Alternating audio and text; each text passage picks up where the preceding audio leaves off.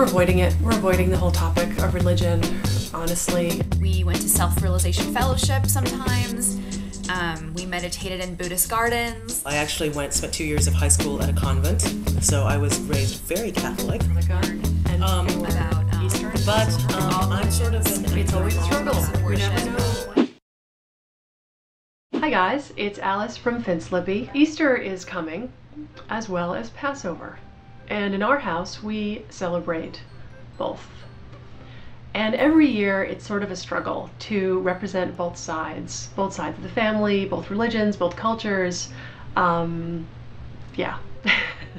It doesn't come up during the year so much because we're avoiding it. We're avoiding the whole topic of religion, honestly. I mean, we have strong feelings on both sides, and it's kind of hard to know what to do. This topic is very timely for us, Alice, because we are just trying to figure out how we're going to raise our kids. My husband, Hal, is Jewish. I was raised in a household with a Jewish father and a mother who was very much of the ilk that all religion should be studied. So we were raised going to temple every now and then, celebrating Christmas, once in a while going to a mass.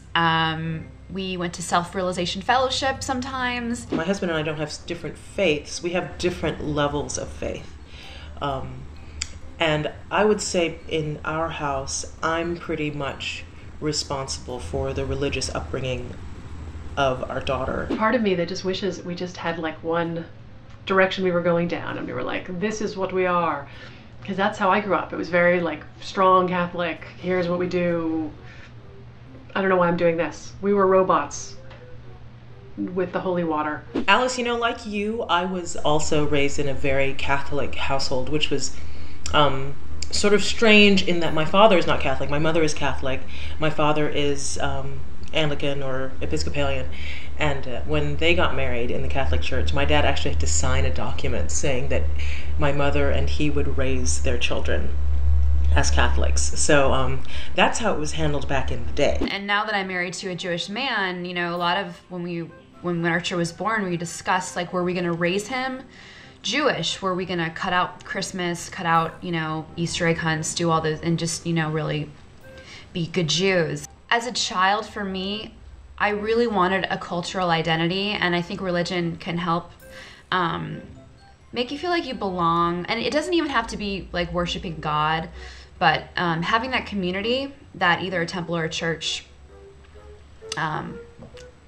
basically creates for you, I think is really cool. We don't go to church very often, and I have some guilt associated with that. To me, church is about God. Like, it's not about, I don't know, I don't think it's so much about community to me. I feel like I can find my community elsewhere. We can create our own communities. Alex tends to talk to me a lot more about religion and faith and God than she does with Marcus, although a little while ago she was playing with her dad outside and she said, "Dad, are we real?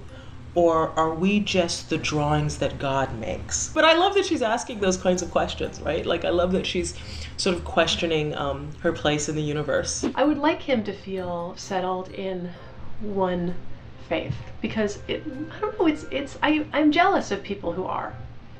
And I